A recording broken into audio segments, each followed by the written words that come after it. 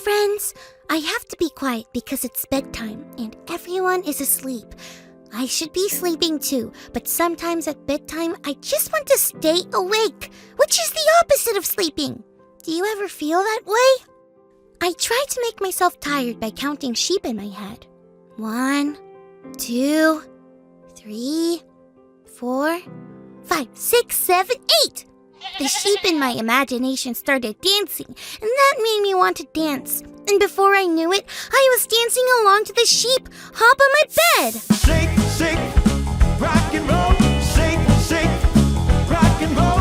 Shake, shake, rock and roll. Shake, shake, rock and roll. Then, my mom said to turn off the lights, be quiet, and go to sleep. So that didn't work. Then, I tried to make myself tired by thinking about what I would have to do tomorrow. But that thought turned into what I might wear tomorrow. And before I knew it, bam! I was at the Cali Fashion Extravaganza, and I was walking the runway up and down my bed and posing for pictures. And my mom said to turn off the lights, be quiet, and go to sleep. I guess I should turn off my flashlight and really try to get some sleep. Oh, there is one really cool thing about my room when it's dark that always makes me feel calm and maybe even tired. Watch this. Isn't that awesome? All these stars were there all along. We just couldn't see them until the lights were completely out. I'm gonna gaze at the stars while we check our Bible story for today. It's time for today's Bible story. Today's story is from the book of Luke, chapter 9. One day, Jesus took 3 of his disciples, Peter, James, and John, and walked up a mountain to pray. While Jesus was praying, something amazing happened. Jesus began to shine as bright as a star in the sky. His face and even his clothes were bursting with light. But that's not all. 2 men named Elijah and Moses appeared next to Jesus. Moses and Elijah were very important people who lived a long time ago. They loved God and told others how to follow God. They lived and died many years before Jesus came to earth, but they showed up on that mountain and talked with Jesus.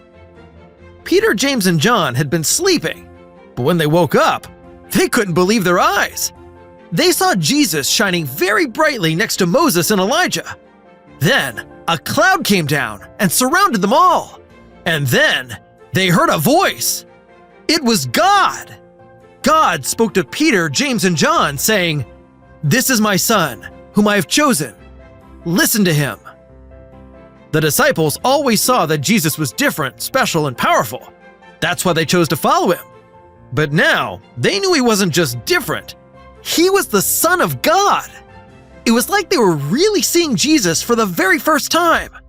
Jesus had always been the Son of God, and he'd been right there with them the whole time, but they just hadn't really seen it until that moment.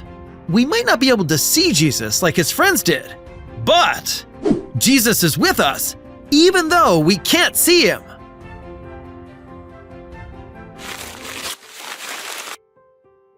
Sometimes I wish I could see Jesus the way that the disciples did. But it is so cool to know that Jesus is with us even though we can't see him. It's like the stars on my walls. I can't really see them until I turn all the lights out. But I know that they're there all the time. Jesus always being with me all the time makes me feel calm and safe and... Wait a minute. Maybe... Yep! Sleepy. I actually feel like I can fall asleep now. Thank you, Jesus, for being with me all the time, even though I can't see you. And thank you, friends, for growing and learning with me. See you all next time. Bye.